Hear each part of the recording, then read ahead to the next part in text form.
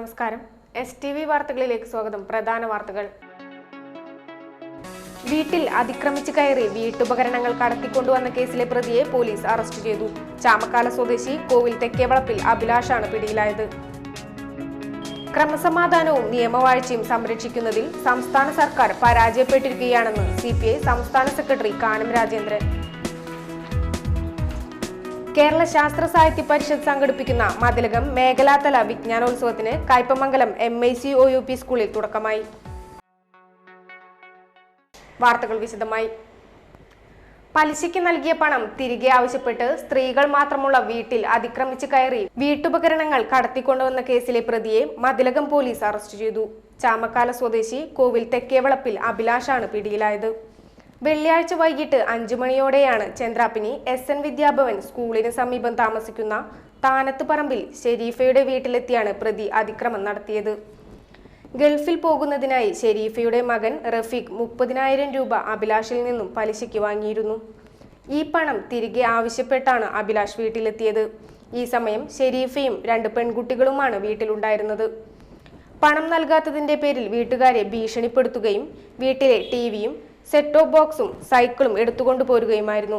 പരാതിയെ തുടർന്ന് Mathilakam SI MK Shaji, additional SI SB Kailash Nath, SCPO Muhammad Rafi എന്നിവർ ചേർന്നാണ് പ്രതിയെ പിടികൂടിയത്. 2003 ചാമക്കാലയിൽ നടന്ന ശ്രീനാഥ് കൊലക്കേസിലെ 7ാം പ്രതിയാണ് അഭിലാഷ്. ലാഭത്തിൽ കേന്ദ്രീകരിക്കപ്പെട്ട സമൂഹത്തിൽ ന്യായത്തിനും നീതിക്കും സ്ഥാനമില്ലാത്തത് സാമൂഹിക വിരുദ്ധരെ ശക്തിപ്പെടുത്തുമെന്ന് CPI സംസ്ഥാന സെക്രട്ടറി കാനം രാജേന്ദ്രൻ.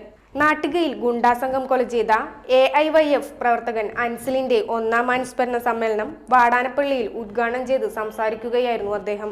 ക്രമസമാധാനവും നിയമവാഴ്ചയും സംരക്ഷിക്കുന്നതിൽ സർക്കാർ പരാജയപ്പെട്ടിരിക്കുന്നു. മനുഷ്യജീവന് വില കൽപ്പിക്കാത്ത സമ്പന്നന്റെ ക്രൂര വിനോദമാണ് തൃശൂർ സെക്യൂരിറ്റി ജീവനക്കാരൻ ചന്ദ്രബോസിന്റെ ജീവൻ നഷ്ടപ്പെടുത്തിയതെന്നും കാനം പറഞ്ഞു.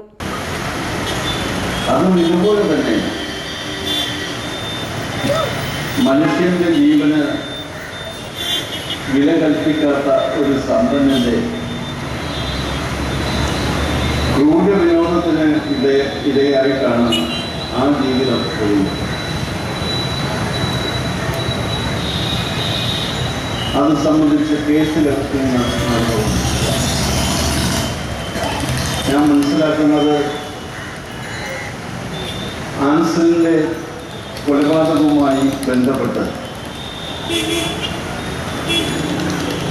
അതിശക്തമായ നടപടികളുമായി മുന്നോട്ട് പോകാൻ നമ്മുടെ ആഭ്യന്തര വകുപ്പിനോ ഗവൺമെന്റിനോ കഴിഞ്ഞിട്ടില്ല എന്നാണ്. CPI Vadanappally local secretary Ashraf Aliyagath അധ്യക്ഷനായിരുന്നു. AITUC സംസ്ഥാന സെക്രട്ടറി KP രാജേന്ദ്രൻ, AIYF സംസ്ഥാന secretary advocate K Rajan, Geetha Gopi MLA, CPI ജില്ലാ സെക്രട്ടറി KK വത്സരാജ്, AIYF ദേശീയ സെക്രട്ടറി KP സന്ദീപ്, ജില്ലാ പഞ്ചായത്ത് പ്രസിഡന്റ് ഷീല വിജയകുമാർ എന്നിവർ സംസാരിച്ചു. കേരള ശാസ്ത്ര സാഹിത്യ പരിഷത്ത് സംഘടിപ്പിക്കുന്ന മതിലകം മേഖലാതല വിജ്ഞാനോത്സവത്തിന് കയ്പമംഗലം MICOUP സ്കൂളിൽ തുടക്കമായി. കയ്പമംഗലം ഗ്രാമപഞ്ചായത്ത് പ്രസിഡന്റ് TV സുരേഷ് ഉദ്ഘാടനം ചെയ്തു. ശാസ്ത്ര സാഹിത്യ പരിഷത്ത് കേരളീയ സമൂഹത്തിൽ വലിയ ഇടപെടലുകൾ നടത്തി ഒരുപാട് തിന്മകളെ തിരുത്തി മുന്നോട്ട് പോയ ഒരു പ്രസ്ഥാനമാണ്. നമ്മുടെ പൊതുസമൂഹത്തിൽ ഒട്ടനവധി സംഭാവനകൾ ദേശത്തിന്റെ പ്രവർത്തനപരമായി ഈ കേരളീയ സമൂഹത്തിന് നൽകാൻ കഴിഞ്ഞിട്ടുണ്ട്. ശാസ്ത്രരംഗത്തും കേരളത്തിന് പൊതുവെ തലമുക്കുന്ന തിന്മകൾക്കുമെതിരായി പരിഷത്തിന്റെ നേതൃത്വത്തിൽ നടന്നിട്ടുള്ള വിവിധങ്ങളായ കലാജാഥകൾ ഈ സമൂഹത്തെ മാറ്റിമറിക്കുന്നതിൽ വലിയ സംഭാവനകൾ നൽകിയിട്ടുണ്ട്. പഞ്ചായത്ത് അംഗം ജിസ്നി ഷാജി അധ്യക്ഷത വഹിച്ചു. സ്കൂൾ പ്രധാന അധ്യാപിക ES Geetha, TK Mirabai, KB Manoj, Anil Kattikulam, Baburaj, Nishant, Baiju എന്നിവർ സംസാരിച്ചു.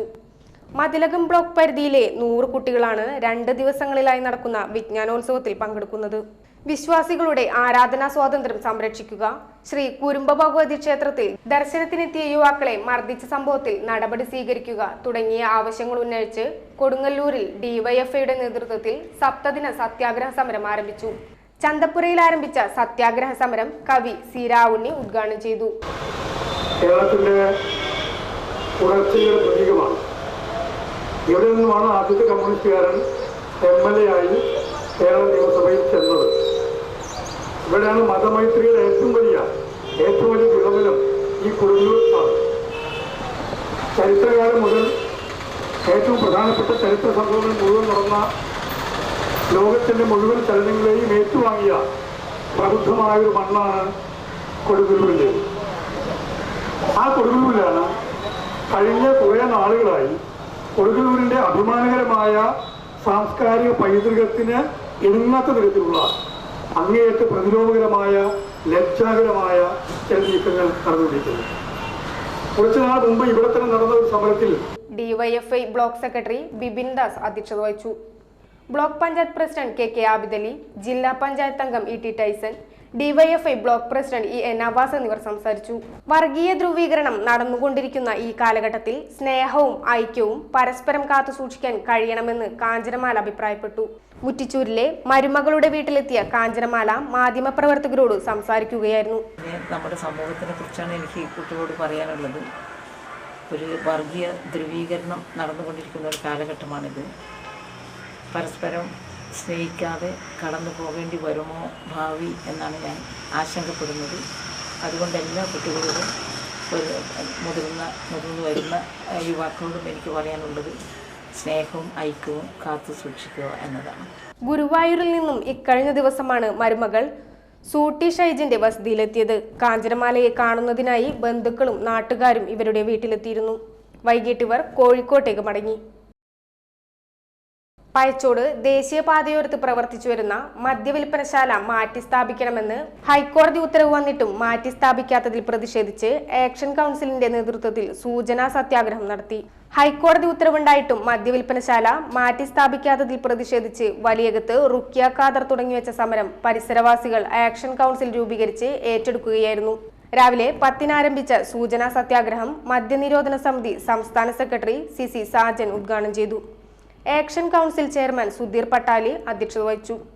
Action council convener MM Iqbal, father Devassy Panthallookkaran, Hameed Thadathil, PM Sarath Kumar, Usha Joshi, Baby Rajan, Leni Haridas, Muhammad Ali master, Sachin KS, TU Udayan തുടങ്ങിയവർ സംസാരിച്ചു. വലിയൊരു സന്ദേശത്തിന്റെ പ്രതീക്ഷാലകൾ അല്ലെങ്കിൽ മദ്യഷാപ്പുകൾ വരുത്തിവെക്കുന്ന വിനകൾക്കെതിരെ പടപൊരുതുന്ന വലിയൊരു പ്രതീകമായി റുക്കിയ ഖാദർ വലിയകത്ത് നിന്ന് മാറിയിരിക്കുകയാണ്. നമുക്കറിയാം, കേവലം ഒരു മദ്യവിൽപ്പനശാലയുടെ തൊട്ടടുത്ത് താമസിക്കുന്ന ഒരു സഹോദരി എന്ന നിലയിൽ, ഒരു വീട്ടമ്മ എന്ന നിലയിൽ അവർക്ക് അനുഭവപ്പെടുന്ന പ്രയാസങ്ങളും ദുരിതങ്ങളും എത്രമാത്രമാണെന്ന് ഒരാൾ പറഞ്ഞിട്ട് വേണ്ട നമുക്ക് മനസ്സിലാവാനായിട്ട്.